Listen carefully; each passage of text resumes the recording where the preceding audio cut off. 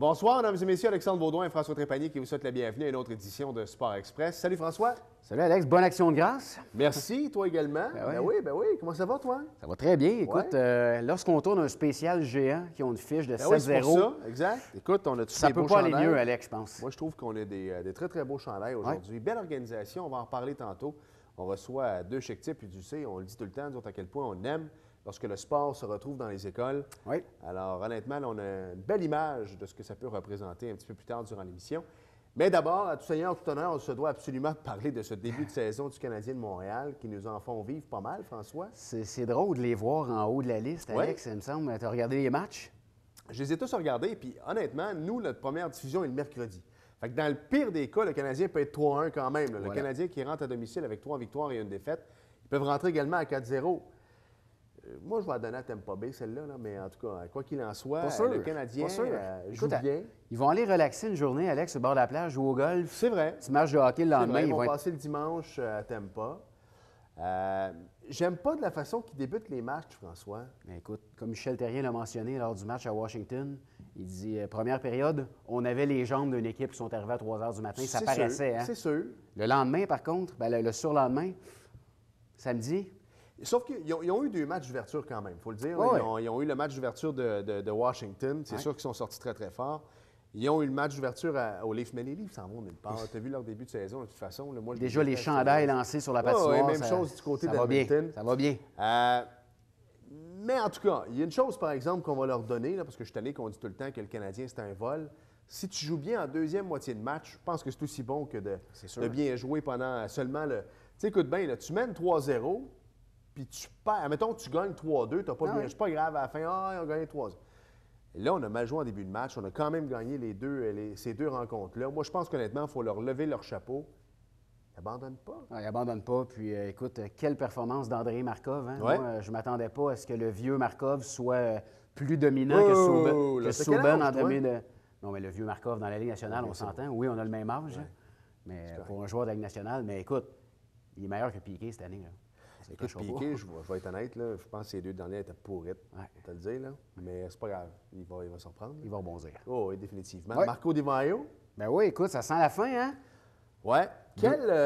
On en parlait hors d'onde tantôt, que je trouve que c'était un beau, je sais pas moi, c'est peut-être un hasard, mais on signe avec... on achète Bologne dans la Division 2, qui risque de revenir en Division 1, dans la Super Liga en Italie, mais... Marco va retourner en Italie j'ai l'impression que oui. Avec Bologne? J'ai l'impression que oui. Parce qu'il va avoir un poste de directeur sportif. Peut-être pas comme entraîneur, parce que là-bas, il faut aller chercher tes cartes. Là. Tu ne deviens pas entraîneur comme ça. Tu ne peux pas devenir joueur-entraîneur du jour au lendemain. Il faut réellement que tu fasses tes classes. Mais moi, je pense que c'est une belle association. Sérieusement, là, on va se prêter des joueurs. Je ne pense pas que l'Impact de Montréal deviendrait non plus le club école, parce que la MLS, ça commence de toute façon à s'en aller de façon... mais tu sais, c'est le nouveau club à New York. Oui. Ont une entente. C'est-tu avec c'est pas avec la Juventus? Je peux pas dire. Là, j'ai pas fait mes devoirs, honnêtement. Mais quoi qu'il en soit, ils ont une entente avec un club de Serie A. Puis tu vois, leur gros joueur part, Lampard, s'en vient en Amérique. Alors, écoute, ça ne fait que sentir bon pour l'Impact. Oui, définitivement. Un beau complexe d'entraînement qui est en construction aussi. Oui. Donc, non, sérieusement, j'ai hâte de voir. J'ai hâte de voir. Les Alouettes, j'y étais dimanche pour le retrait d'Anthony Calvillo. J'aime ça quand tu parles de même. On va le dire, là, on tournait le dimanche. Là. Fait que tu vas y aller demain. Hein? Puis la première diffusion est le mercredi. C'est pour ça que j'y étais. Non, mais comment ça s'est terminé? Ben écoute, sérieux, là? Vas-y qu'un score. Je suis parti avant la fin, Alexandre. OK, c'est ça. Non, mais lance un call. Puis l'émission, de toute façon, c'est le mercredi 7 h. Si tu l'as, je te jure, j'ai encore 2 heures pour aller m'acheter un billet de 6,49. Grosse victoire de 35-10 des Alouettes. OK, c'est bon. Si jamais c'est 35-10, je te jure, je m'avais acheté un billet de l'auto, je t'appelle. J'espère que tu vas m'embarquer sur ton billet. Hein? Oui. On fera comme dans les annonces de l'Auto-Québec. Bien hâte. Je te mènerai lancer une petite roche sur le site. On n'a pas un show, nous, aujourd'hui? Oui, c'est ce que j'allais dire. Belle émission, 100% géant de Saint-Jean-sur-Richelieu. On débute ça avec un joueur, François? Oui, Samuel Dupuis, meilleur porteur de ballon de la Ligue présentement, Alexandre. Il brûle tous les records, on l'espère. Celui de Samuel Fournier pour les Géants. Et celui de Sébastien Lévesque pour la Ligue. On espère qu'en 2 matchs, il va être capable de battre les records. Et en deuxième portion, moi, je reçois l'architecte de cette belle équipe, l'entraîneur Alex Surprenant. Donc, pour l'instant, on s'arrête 30 secondes. Et au retour, l'entrevue de François. Juste 30 secondes, mais c'est 5 secondes.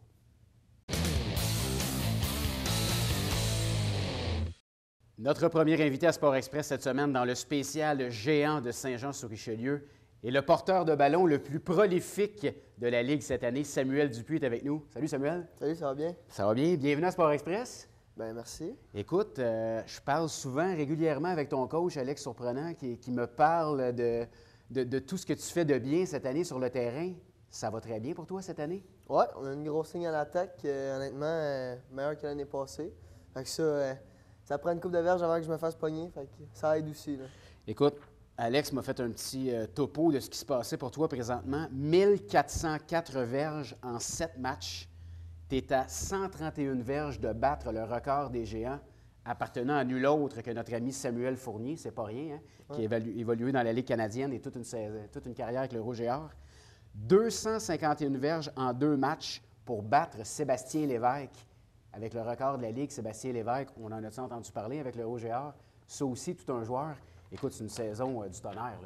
Oui, honnêtement, ça va super bien. Comme j'ai dit, là, avec la ligne à l'attaque, tout ça, là, moi, les trous, ils s'ouvrent devant moi. Moi, je prends des décisions. On est coaché à prendre des bonnes décisions, puis c'est ça que ça donne. Là. C'est ta 2e saison avec les Géants, Samuel. Est-ce que ça avait été aussi bien l'année passée? Parle-moi un petit peu de ta première saison avec les Géants.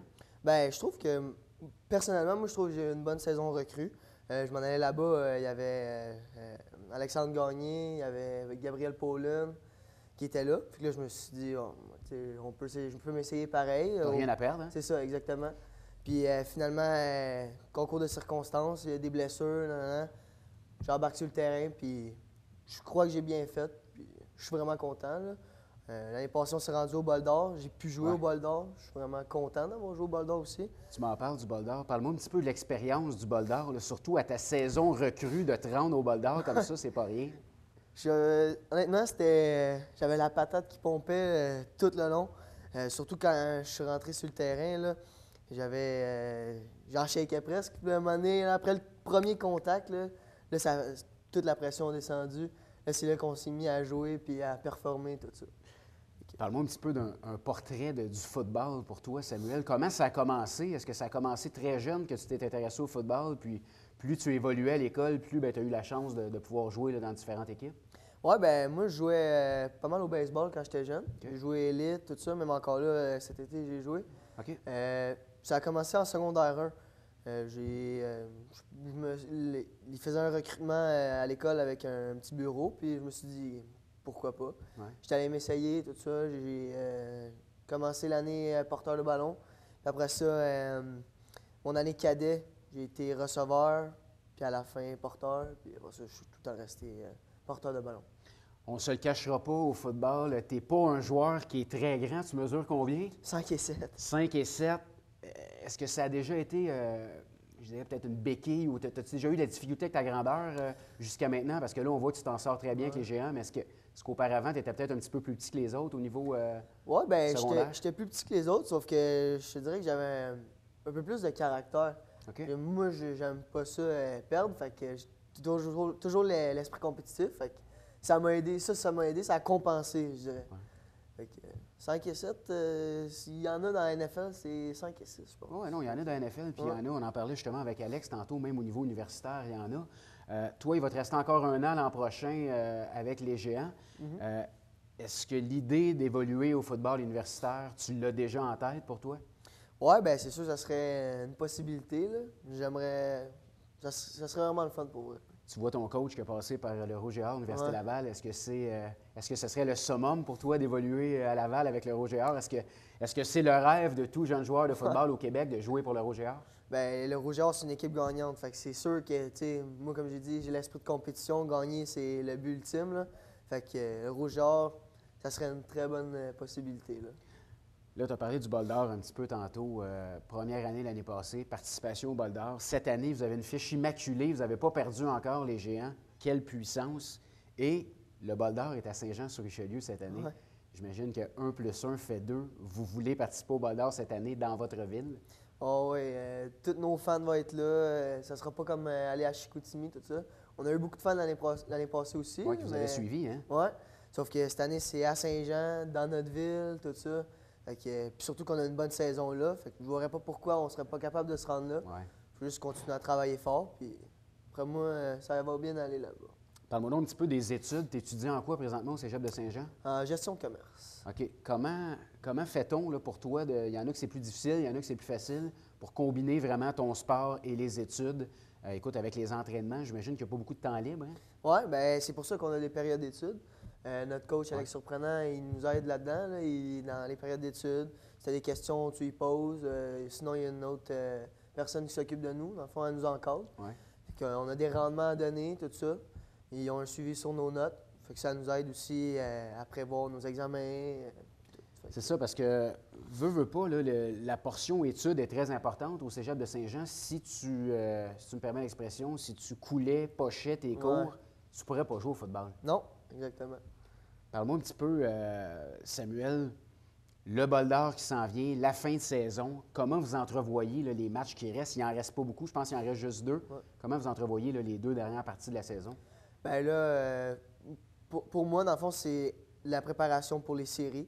Ouais. 2 matchs, dans le fond, c'est avoir le timing, avoir la coche qui va nous faire gagner le bol d'or. Puis c'est là qu'il faut l'atteindre. Il faut performer jusqu'à la fin de la saison.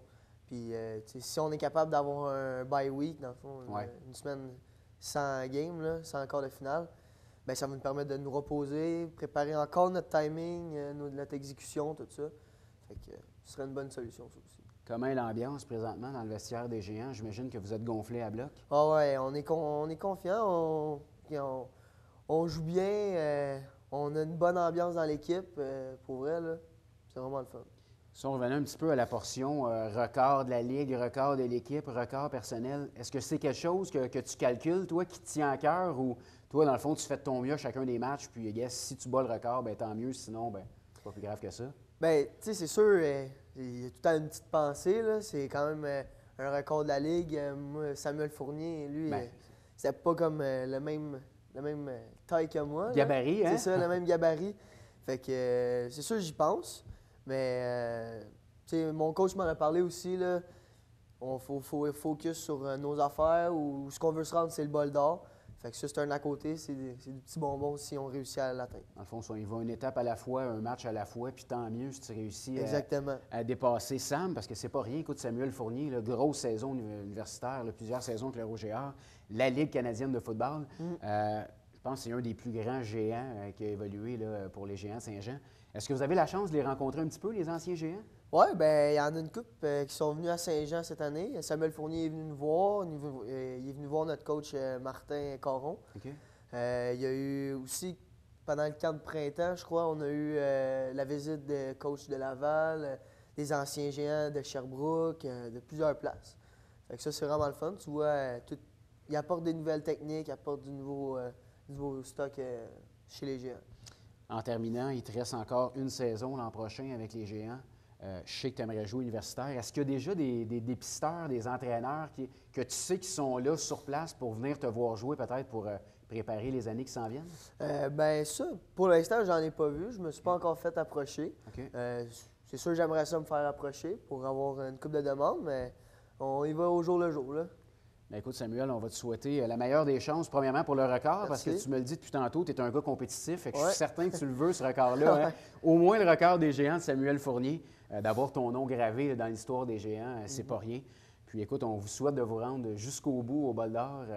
Nous, Sport Express, ça sera un honneur d'aller faire un Sport Express spécial sur place avec les Géants qui sont au bol d'or. Donc écoute, bonne chance pour ton record, bonne chance pour la fin de saison, puis on espère se revoir au bol d'or. Parfait, bien, merci beaucoup.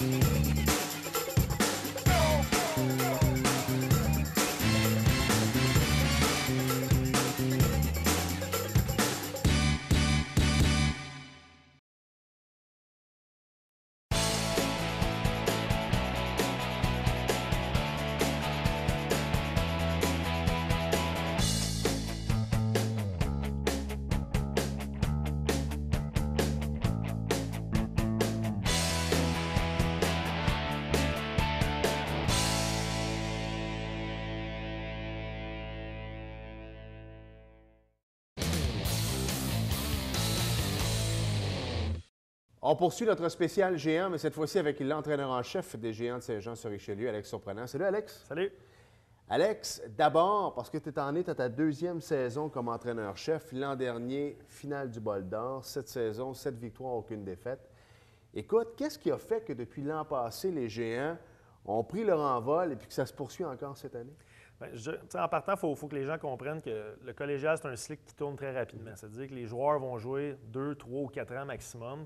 Donc, quand même, à court terme, tu es capable de faire progresser les choses. Puis, le fait d'avoir un entraîneur à temps plein nous permet de mettre beaucoup plus d'efforts dans le recrutement que ce qu'on était capable de faire auparavant. Parce qu'avant, on était tous, comme je dis souvent, des tripeux qui faisaient ça le soir, plus nos jobs de jour. Donc, c'était plus difficile d'avoir une couverture quasiment à l'échelle de la province au niveau du recrutement. Ce qu'on fait aujourd'hui, on a ramassé des gars d'Outaouais, 400 gars d'Outaouais l'été dernier. En fait, l'hiver dernier, on a ramassé 7-8 gars de la Rive-Nord de Montréal. Des endroits où on n'allait pas vraiment avant. Puis c'est des gars qui, même recrues, il y en a certains qui ont déjà un impact sur l'équipe. Ça améliore la profondeur en général. Puis je pense que ça nous permet d'avoir peut-être un petit edge par rapport à ce qu'on faisait dans le passé. Tu sais, souvent, lorsqu'on parlait des Alouettes de Montréal dans les dernières années, c'était une équipe qui était bonne année après année, mais on chialait tout le temps au niveau des équipements, du terrain de pratique et des choses comme ça.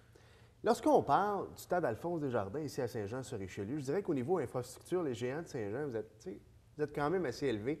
Est-ce qu'au niveau du recrutement, ça paraît, ça, Alex? C'est un impact immense. C'est sûr que moi, quand je dois convaincre le jeune joueur de venir visiter nos installations, qui fait peut-être 1 heure ou 2 de route juste pour se rendre à Saint-Jean, le fait d'arriver et de voir un vestiaire qui est de calibre universitaire, un stade qui est de calibre universitaire, définitivement, ça impressionne. T'sais. Pas plus tard que vendredi dernier, il y avait une équipe de Sherbrooke qui visitait Joséphine d'Endurant ici dans notre stade. Puis on en a profité pour les faire visiter le vestiaire. Puis les yeux sont grands, puis les jeunes sont impressionnés à tout coup. T'sais.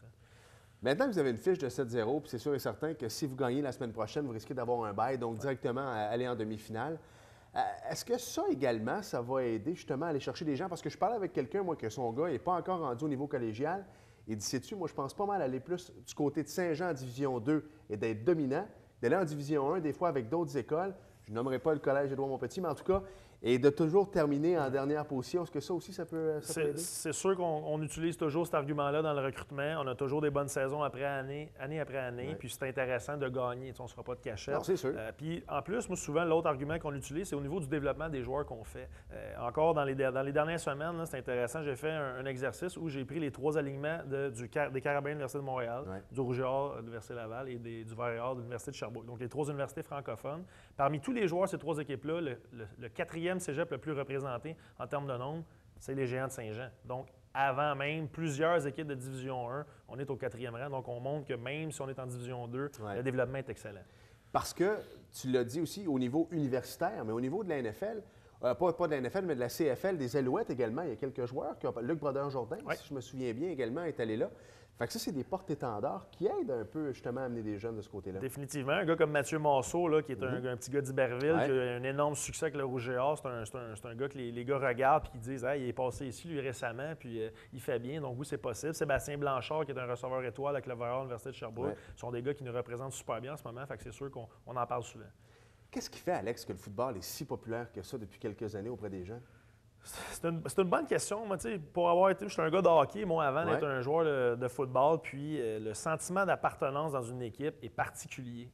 Tu as peut-être 15-20 coéquipiers au hockey, mais tu en as plus de 50 au football. Puis, je sais pas, le fait que tu es quasiment à tous les jours sur le terrain, le off-season aussi, la saison morte est très longue, hein, donc tu t'entraînes dans le gym. Les gars, nos joueurs font les périodes d'études. Donc, ça, ils passent énormément de temps ensemble. Puis, le football, on dirait que c'est vraiment un sentiment d'appartenance qui est supérieur aux autres sports d'équipe que je connais.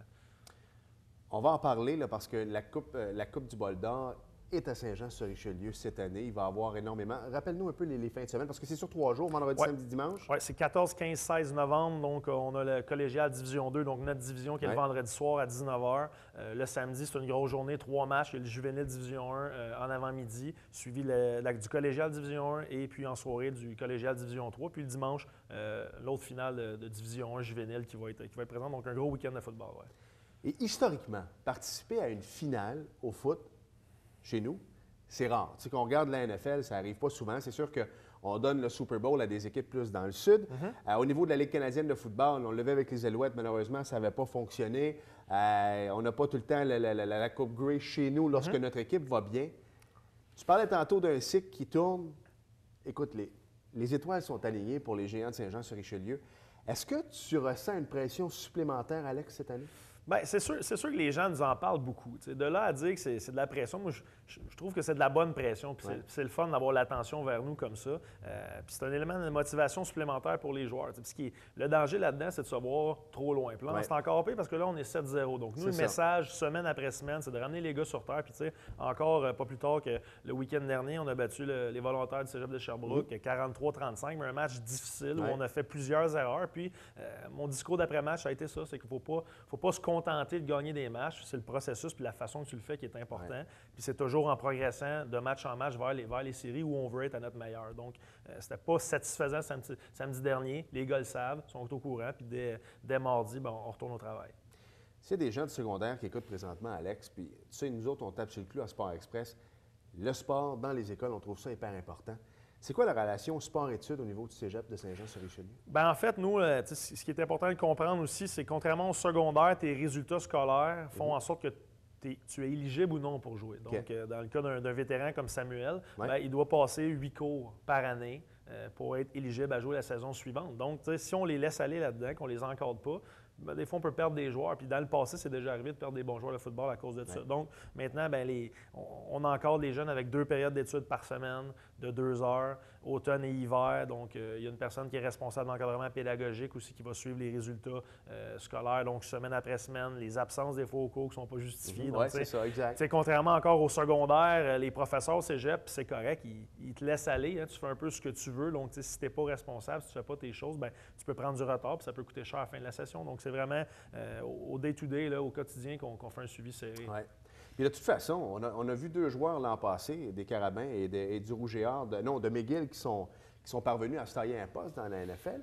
Sauf qu'à la limite, si tu veux jouer dans la Ligue canadienne de football un jour, il va falloir que tu aies des études, parce que c'est pas avec ça que tu vas te rendre millionnaire non plus. Là. Moi, c'est un des éléments qui fait que maintenant, je suis un gars qui préfère la structure au Québec au niveau football que du côté hockey, qui est un petit peu plus la Ligue de hockey junior majeur du Québec, qui est une bonne ligue, mais plus ou moins lié aux études, alors que nous, autant, comme tu le dis, autant au niveau collégial qu'universitaire, si tu échoues, tu ne joues pas. Donc, c'est quelque chose, je pense, ça donne des bonnes valeurs. Puis, comme Samuel, notre porteur de ballon, c'est un gars qui, lui, à la base, il voulait faire un DEP. Probablement que les études supérieures étaient plus ou moins quelque chose qui l'intéressait.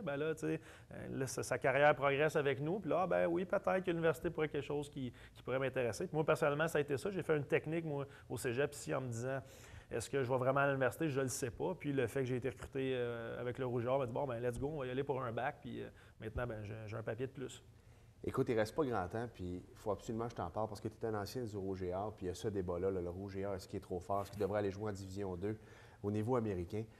Tu penses quoi de ça? Est-ce que ce ne sera pas aux autres universités, justement, de s'améliorer, ou tu penses peut-être qu'on devrait faire une super ligue canadienne universitaire? Bien, là, tu touches un bon point. Puis dans le point de presse de Glenn Constantin, il l'a dit de façon très claire. Hein, dans le fond, au lieu de nous jeter la pierre à nous, prouvez-moi que vous travaillez aussi fort que nous, on le fait. Puis ça, je l'ai trouvé courageux de dire ça devant les médias. Mais sais-tu quoi? C'est vrai. Dans le fond, c'est bien beau se plaindre que le Rouge et Or est trop fort, mais est-ce que tu mets les mêmes efforts? Est-ce que tu mets les mêmes ressources là-dedans? En ce moment, c'est sûr que les 6 équipes du Québec ne font pas ça. Fait que ça, c'est une division canadienne numéro 1. Ça serait une bonne idée. Le problème là-dedans, c'est d'évaluer les lourds coûts financiers que ça pourrait amener. Parce que là, on parle d'avion à tous les matchs à l'extérieur. Parce que pour aller jouer à Calgary, Saskatchewan ou en Ontario, c'est pas évident. Puis il ne faut pas oublier qu'on est un sport qui est relié aux études. Hein? Fait qu'il faut pas que tu nuis non plus aux études des jeunes à travers ça. Donc, c'est difficile. C'est une bonne question. Je pense qu'en ce moment, justement, il y a un comité qui a été nommé au RSEQ pour étudier ce dossier-là. Puis ces gens-là sont qualifiés pour prendre des bonnes décisions. Bien, Alex, merci beaucoup. Le mot de Cambronne pour le reste de la saison, 7-0. Et on espère pouvoir aller tourner l'émission Sport Express en finale du Bol d'Or. On vous le souhaite, mais tu l'as dit tantôt, il reste encore quelques matchs avant d'y arriver. Donc, chaque match aura sa propre histoire, puis on espère que ça va se terminer très, très bien. Merci, Alex. Bonne fin de saison.